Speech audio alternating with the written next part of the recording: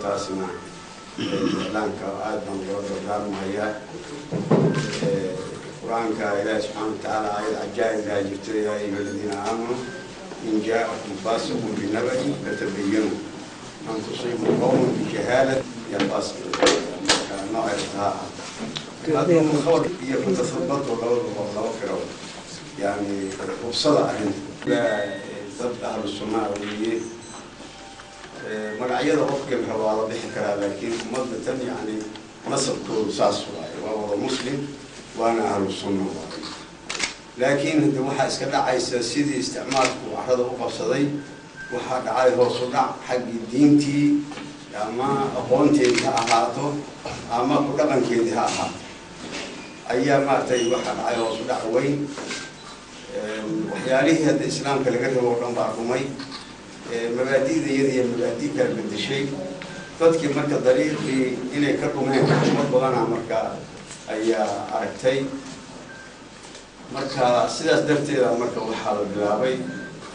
إن ومبدأ يصير يسوس عليه منهج كذي مبادئ ذي أي عرفتي أي بلاوي وياها هذه جوائز كسرته هاس لكن سي ومارتي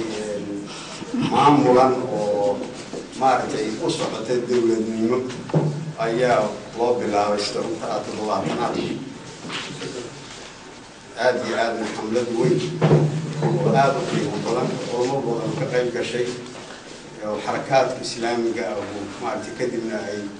أي مارتي سين معمولا لوسمية أيام صوب بالله وحالة بالله حق ضدك إن لك الصحة حق عقيدة وحي كهلاوي أما لا مركي وحي أيام جوغان بقى وحي أيام مركي جوغان بحوله ويراه صدعية علم جديد عمل كذي الوظيفي يفهم كذي بقى مركي أنتاس إلا صون نوريو عقيدة السلام كأو خاصة أهل السنة إلا صون نوريو وكتبتينا لك أخريو تغنجلين لو سامعين si maamulana loo baro marka dadkii quraanka la baro lafdigiisa oo waa yaqaan Soomaalidu iyo tafsiirkiisa la baro maartay bahalkii muxuu sidii loo dhaqmi lahaa dawladnimadii iyo sidii maartay dadka loo gaarsiin lahaa oo dawlad islaamiye maartay dadkii loo gaarsiin lahaa arrimahaas ayaa runtii dadkii la soo bilaabay تعليمتي بالجري حق مدارستي سكولاتي جامعاتي وحدة مالي كروس وقاد وسط لقصة لسه وحيالها آدي عن جرين وبنتي دعوة سيسوق لسي وحكم لها سيدا بدنا قبلها الصومالي اللي رحب الله ببري جرين بهالكين معها سيدا بركة إسلام كقادة شدي ساس وما أيسن جرين وحوية مركز قبله إن سيدي لبرو قرآن كي لبرو قال كسوف هو ما دعودي وضوء تفاصيلتي ما تدرسيه حجابكي ما تقولي كيف بدنا نقص عمري أو مركي لقى شيء كيو كنت هذه يا ويسان ماشي وصومري وهذا وحي كتابته وحي صومرتي قبلها يعني سكول كديجانا هي وحسيت بدنا سروال يشارك عمقابة أيوه هذا كفرنتها الوبي جري مركا معلمينتي ككنترول هاي مركا قبليه إن الشاش نقاطان قام ديرنا قاطان قام ديري لومو قال مركا سمح الاستقبال تراب كلمة الأورنجري مركي كدي هذانا جو أي برتين كرو وين أساس تبع كلها أو مرباتي كدي من حجاب كان وين عمارة صوت حي مركا قبله مركا وحاصلنا أيك الوذي الله سبحانه وتعالى سندي كأوجاله أيك مركا إنه طبقان أو إفافية أيه وحوين أيه مقطعي وقبلها هذا ذاك يصير مريها الولد هاي حندتكم حكاية كم ولا هي يعني له خصبي ما هاني أساس ما هاني الوحدة خص بكرنا ما بقى ولا إكراه بالدين واي لكن وحدة خص بكرنا معنا وهو علمي في جميل وضدك أيه أنت علمي نقطتين أي هلقى بسوق قارين وجامعات كي أي ما بتدقها هيا ما دقان هيا وحتى مارتي إلى هير مارتي نعبدك معلمين تلاها أي كي يابين قبله مارتي لي يابين سلا أي برشة ذي أي لي يابين الحمد لله الحمد مكارمها صوتا ayaa la soo maray sida runta ilaa waxaan xusuusanaa xaggii markii dadkii shaarici xataa dacwatu shaaric wax la yiraahdo oo dadkii jidka joogay oo suuqa joogay oo maqaayadaha joogay in dacwadii ay maarta saas loo dhexgeliyo in amru bil ma'ruf wa nahy an munkar oo dadkii maarta xumaantii la sameynayay oo maarta iska daahirka ahayd illa maarta dad maarta ka hadlaan baabuurta iyo markii la raacayo in maarta laga hadlo wixii oo marka waxaan wax si sahal ku yimid sida runta ma aysan ahayn walillahi alhamdu aadi dadkii maarta arrimaha ka shaqeeyay ilaa hadii markii xataa fitnadii dhacday dadkii dibadda u qaxay inay maarta wadaadadii raaceen oo ilaahay mahadiis dadkii xataa muslimiinta ahaa oo dibadda joogay awal dad mustadcafiina iska ahaayeen diintooda aan muujisan karin xijaab gabdhihii Soomaalidii iyo dadkii Soomaalida markay u tageen ay ku barwaaqoobeen ayagiina ay barteen inay diintooda la muuqdaan oo xijaabkooda la muuqdaan oo xijaabkooda meel walba ay ku maraan oo yiraahdaan Soomaalidana nooleysay oo xataa waxa weeyaan waxyaalaha hadda maanta jira waxaa ka mid ah dalalka dibadda ay nimankan markii xajka la aadayo dadka waxay u shardiyaan laba qof inay soo taskiyeyso oo ay tiraahdo laba qof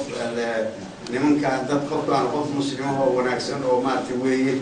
oo marka si xaj loogu ogolaado waxay yiraahdeen dadka Soomaalida ah waxa weeyaan uma baahna markuu Soomaali yahay taskiyo uma baahna waxa uu doonayo inay ka daacad yihiin baa la garanaa waxyaalaha oo la yaab kale oo jira waxa weeyaan dunuubta hadda caalamka ay raboorada iyo looga qabsado dadka inaysan maarta Soomaalidu wax lagu yaqaan dambiga waxa ka jira la yiraahdo falsification taasna waxa laga yaabaa dana ku kala marka maadaama ay dawlad lahayn wax lagu yaqaan falsification gaarka darooga ma yaqaanin markii maxay ahayd iyo maartas balaayadii ma yaqaanin dad marka aad iyo aad runtii aad u qiimo badan ayaa waxyaalaha sababta u ahna waa dacwadaas weyn waxa kale oo marka ilaahay u soo boodnay maxkamadii oo markii sagaashamaadkii fitnadii dhacday oo dawladii la burburiyay oo dadkii amaankii burburay in marka maxkamadahaas la bilaabo oo sameeyo dadkii si amaankoodii loo amaan geliyo shariicadiina loo baro oo ilaa waxa weeyaan shariicada ilaa dadkii maadaama aysan dhaqankeedii aysan aqoonin ama ku dhaqankoodii waliba haddii aan wax yar oo qisa aan idin sheego waxaa dhacday waagii dawladda gobonimada la qaatay ayaa waxaa dhacday nin la oran jiray Sheekh Maxamed Nuruddin ayaa wuxuu sameeyay inuu baarlamaanka taqoon soo kaxaystay oo baarlamaanka aadan caddo u yimid oo yiri shariicada ha lagu dhaqmo markaas baarlamaanku u gudbiyay baarlamaanku u sheegay baarlamaankii markuu yimid waxay sheegeen waxay rabaa ku qosolna yiraahdo seesna wax loo xukumayo wadaadada buugaanay ninkii arintaas guddigii ku jira ay sheegay ninkii guddigii loo bixiyay ku jira ay sheegay ka janaan buu waxna waali wadaadadii waxaan suuragal ahayn sheegay marka arintaasna marka maadaama ummadii maskaxdeediiba ay saas uga baxday in marka ummadii u soo celiyo xadkaas ayaa runtii la sameeyay marba meel ay soo joogtay ayaantii marka maxkamadihii intii aan la samaynin ninka maashi muxuu ahaa shirkii carte maxkamadihii jiray midba maxkamadaha ayagana la dhihi jiray ayaa waxaa dhacday nin oo maaragtay wariye ah oo Washington Post ka socda ayaa su'aal wuxuu weydiiyay wuxuu yiri warnimada dad wadaadatihiin wuxuu yiri tacliintii waa qabsateen tijaaradii waa qabsateen communicationkii waa qabsateen marka dawladnimadii ay idin harsaneed marka maxkamadaha rabtaan inaad uga soo boodaan saas uu fahmaya marka oo markaasna dadka amaankooda iyo maanta si loo wada hadlo على الأقل إن السوق جالسية أيام مركا حجرنا مركا محكمته ماشي مركا أي شعبي أي كائن هي قضيتي هذه في مركا مركي شركة عتاء في واحد لسنها ما تدتكي واحد عكرتين ما توحد يوصل نقطان أو ما دولني وصل نقطة واتي أيدنا محكموس هذا المحكمة دي هي واتي سوق علمي لبقوم iyo maartay afartii waati soo celinay hadana shantii lixdii marka waati marka adeed wixii la ogaa waati ilaahay keenay oo barwaaqadii khayrka badnayd lixda bilood ahayd oo gabar ku sheegtay lixdan sano ay ka khayr badan tahay 600 sano qaarkood ku sheegay marka adigu على كل حال لحديث بلاد واتيلا كان هدين أرنتاس مركا ساس مركا يقول عضي واتدقال كنا نقصه